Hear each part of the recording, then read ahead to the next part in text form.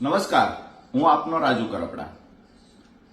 તમામ દેશવાસીઓને, ગુજરાતની જનતાને મારા જય કિસાન।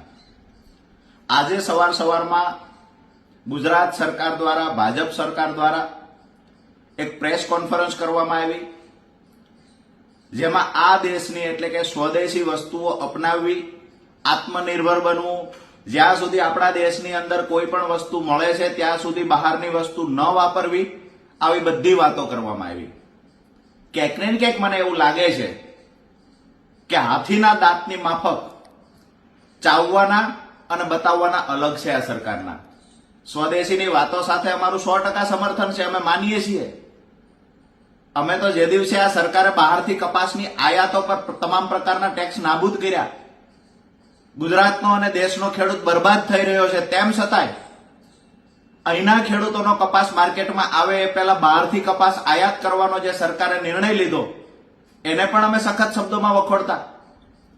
આજે સ્વદેશીની વાતો જ્યારે ગુજરાત સરકારે કરી છે ત્યારે ગુજરાત સરકારને કહીએ છીએ કે સ્વદેશીની વાતો કરો છો, આ દેશના ખેડૂતનો કપાસ પડ્યો છે, બજારમાં આવ્યો છે, વિદેશથી સસ્તો કપાસ આયાત કરવાની મહેરબાની કરી બંધ કરો। જો સ્વદેશીની વાતો સાચી હોય અને તમને લાગણી હોય આ દેશના નાગરિકો માટે, આ દેશના ખેડૂતો માટે થોડી પણ લાગણી બચી હોય તો બહારથી જે કપાસની આયાત થાય છે એના પર પ્રતિબંધ લગાવો।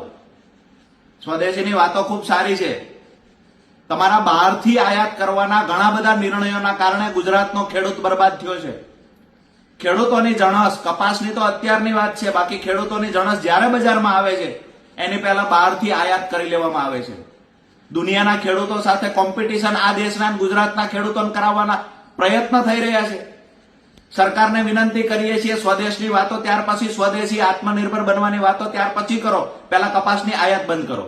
નંબર 2, તમે સવારે જાગો છો ત્યારથી લઈ તમે જે સૂટ પહેરો છો, જે તમારા બૂટ પહેરો છો, એ કઈ કંપનીના છે?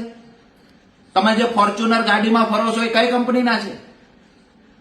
જાપાનીઝ કંપનીની ગાડીઓ તમે વાપરો છો।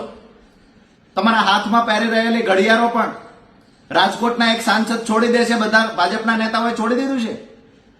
તમારા સૂટની કંપની કઈ છે, તમારા બૂટની કંપની કઈ છે, તમારી ઘડિયાળની કંપની કઈ છે? તમે વાપરો છો આઈફોન મોબાઈલ, આ કઈ કંપનીનો છે? ક્યાંની કંપની છે?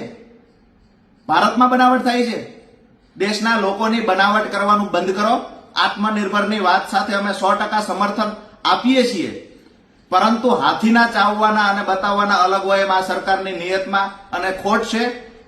પહેલી વાત અમારી એ છે કે બહારથી આયાત થતી તમામ પ્રકારની જણસો બંધ કરવામાં આવે, ખેડૂતો જે ઉત્પાદન કરે છે એ જણસના પૂરતા ભાવ મળે આવી વ્યવસ્થા સરકાર ઊભી કરે, ત્યાર પછી આત્મનિર્ભર અને સ્વદેશી અપનાવવાની વાતો કરે।